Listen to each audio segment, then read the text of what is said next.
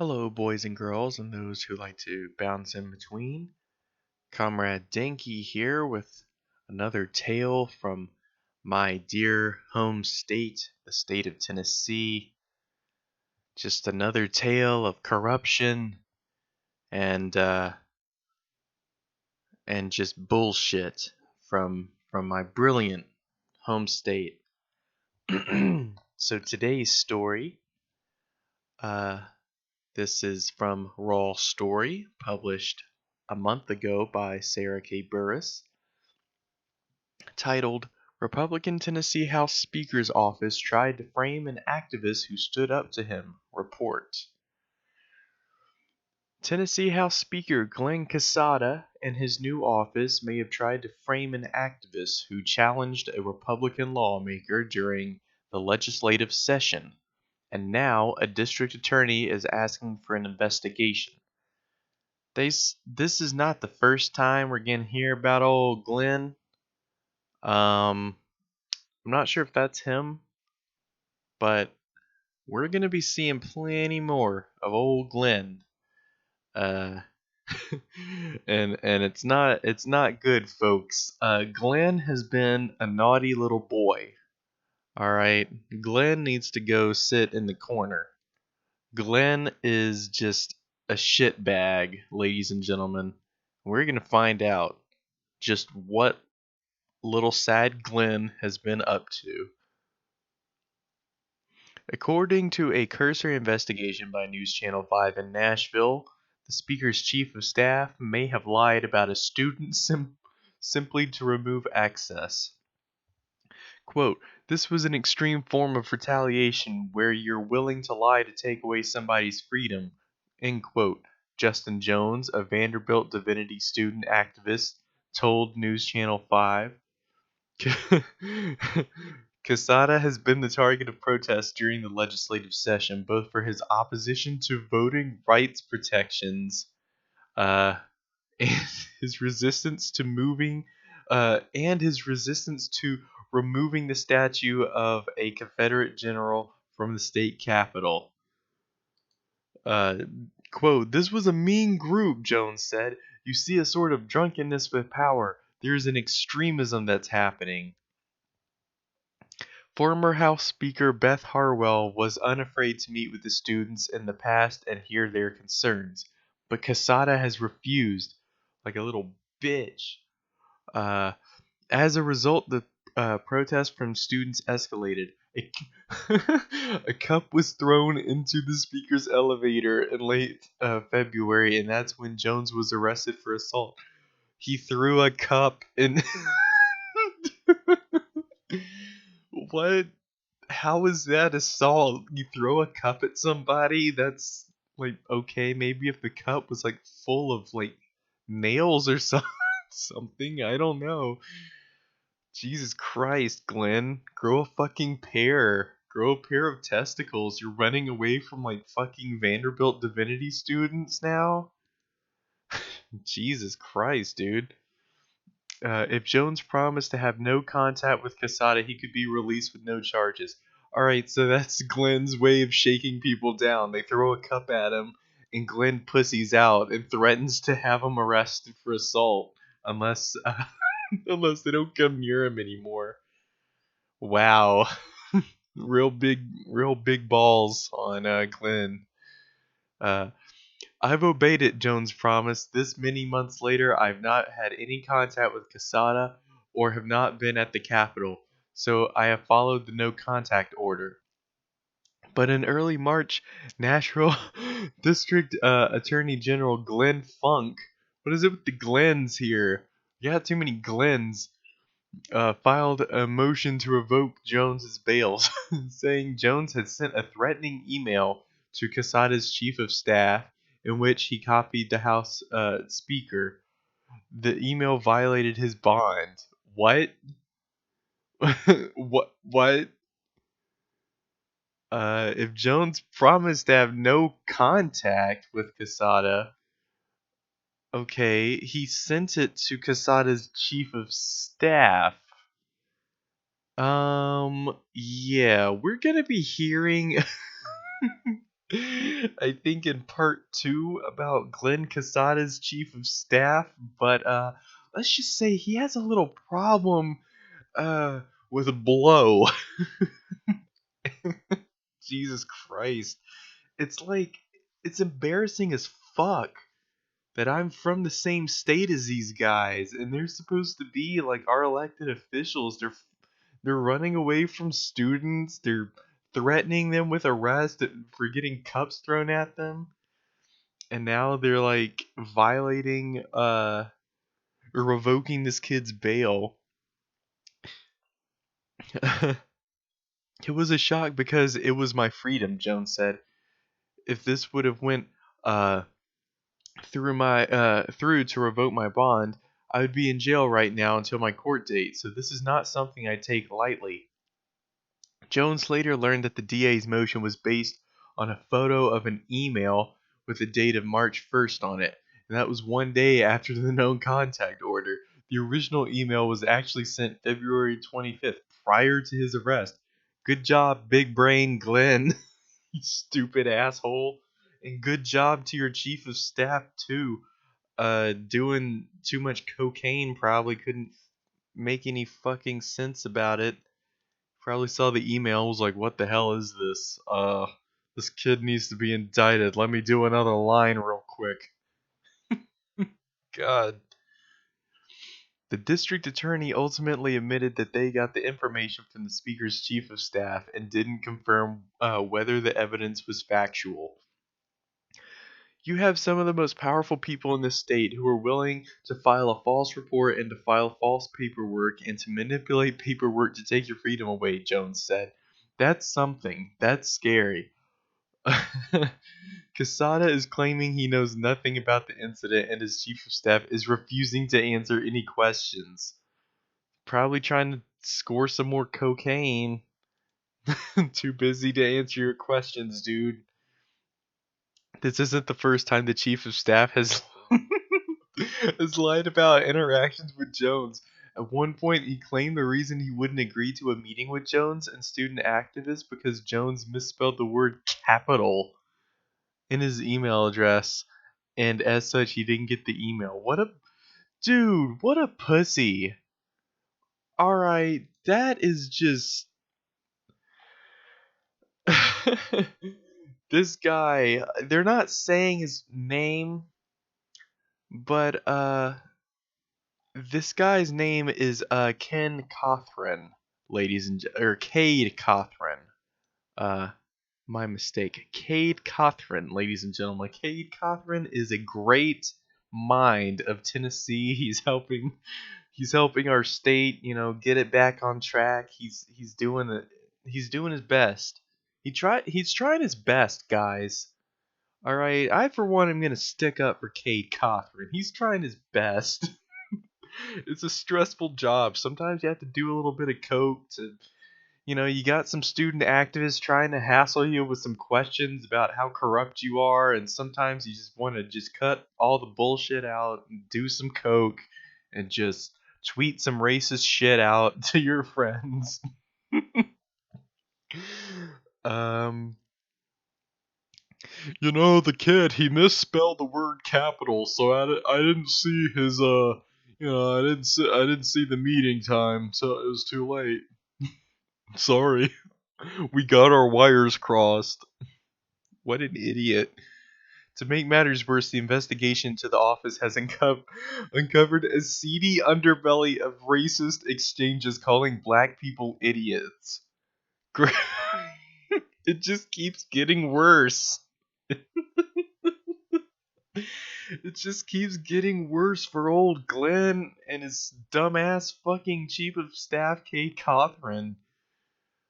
It's like the two dummies. It's just the two dumbasses, like, just in charge.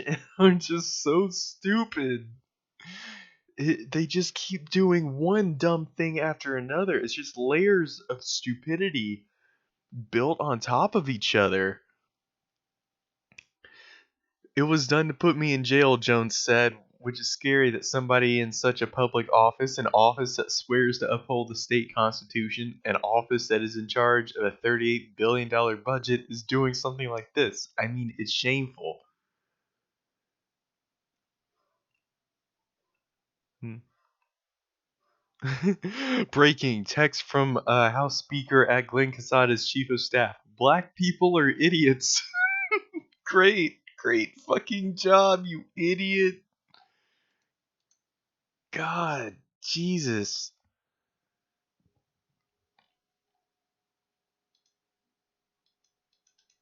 where you're willing to lie to take away something. That this was an extreme form of retaliation, where you're willing to lie to take away somebody's Is this the freedom. kid? Is this Jones? Was Did that House Speaker Jones? Glen Casada's office try to frame a young activist who had challenged Republican? Dude, if that was Jones, like, no wonder. You're black, son. I hate to I hate to say it to you, Justin Jones, but these guys are scared of you. You're the wrong color, my brother. Maybe if you were white, they wouldn't have pussied out. They would have been able to hear your words and, not threaten you with jail. But I think because you were black and you dared to stand up to these Nashville good old boys, I think you might have crossed some imaginary lines in the sand that these. Lawmakers all year. Tonight, an exclusive News Channel 5 investigation has uncovered new evidence, including racist text messages that raise That's questions about great. the Speaker's $200,000 a year chief of staff. Now, Nashville DA Glenn Funk has requested a special prosecutor to take a hard look at the case. News Channel 5 chief investigative reporter Phil Williams went to Capitol Hill in search of some answers. All right, let's get some answers. I'm late for a meeting. What a pussy! Jesus Christ, let's see that one more time. Mr. Speaker, can we talk to you about... I'm late for a meeting. I'm late for a meeting. This legislative session, Tennessee House Speaker Glen Casada repeatedly... There he goes. Casada. I'm going to keep calling him Casada. What a dip ass. This is Glenn, ladies and gentlemen. He's a brilliant mind. He's got a meeting to go to. He can't be bothered to answer questions about the racist emails and the black activists that he basically screwed over. found himself at the center of protests. Protests over voting rights issues. Alright, so we saw a pig carrying a black activist out of the house because he was yelling at Glen Casada. He probably threw a cup at him. He had to restrain that guy because he probably had a whole bunch of like styrofoam cups he was just gonna throw at Glen Casada. As well as the legislature's refusal to remove the bust of Confederate General Nathan Bedford. Alright, so those of you who are out of the loop and your Tennessee news, the Nashville Capitol building has this fucking statue of Nathan Bedford Forrest, who was just a great guy. Let's look up Nathan Bedford Forrest real quick. 'Cause I mean, that sounds like a name I've heard before. Like from Forrest Gump or something. Nathan Bedford Forrest. He was a Confederate Army general during the American Civil War.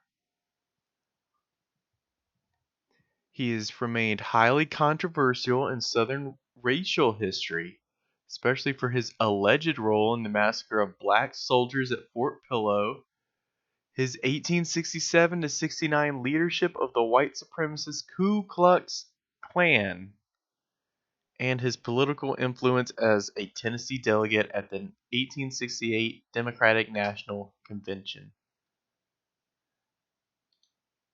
This guy was a leader of the Ku Klux Klan. And in Nashville, in the Capitol building, is a bust dedicated to a leader of a group of racist, inbred, white trash pieces of shit who went all around the country wearing ghost costumes, scaring the daylights out of black people and lynching them and basically doing terrorism. This guy was essentially the American version of Osama bin Laden. He was a terrorist, ladies and gentlemen, a terrorist leader. And here we see him enshrined in a bust in our state's capital. And our pussy ass leadership here in Tennessee are either too weak or they are completely okay with having this little stupid statue here in the Capitol. But let's continue. Forest from the state capitol. One of the main thorns in the speaker's side has been Vanderbilt Divinity student Justin Jones. Yep, this is Justin Jones, ladies and gentlemen. I wonder why Glen Casada wouldn't speak with him. I wonder why they threatened him. And I wonder why, could you imagine this kid throwing a cup at you? He could probably throw a cup at 6 bajillion miles an hour and shatter the glass. I mean... Seen here confronting Casada's chief of staff, Cade Cothran. Alright, so this bearded freak... this is a mean group. You see a sort of drunkenness with power. And so I hope they show Cade Cothran again, because in part 2 we're going to be looking at Cade Cothran in a little bit more detail. There's an extremism that's happening. Jones says that while former House Speaker Beth Harwell routinely met with his group to hear their concerns, Casada has refused, and the protests had escalated. In late February, a cup was thrown into the speaker's... All right, ladies and gentlemen, so that's... there you see the violent Antifa at work. So much for the tolerant left. He threw a cup was thrown on... Casada has refused, and the protests had escalated. In late February... It didn't even hit him. It hit the side of the fucking wall that he was in. It didn't even hit him.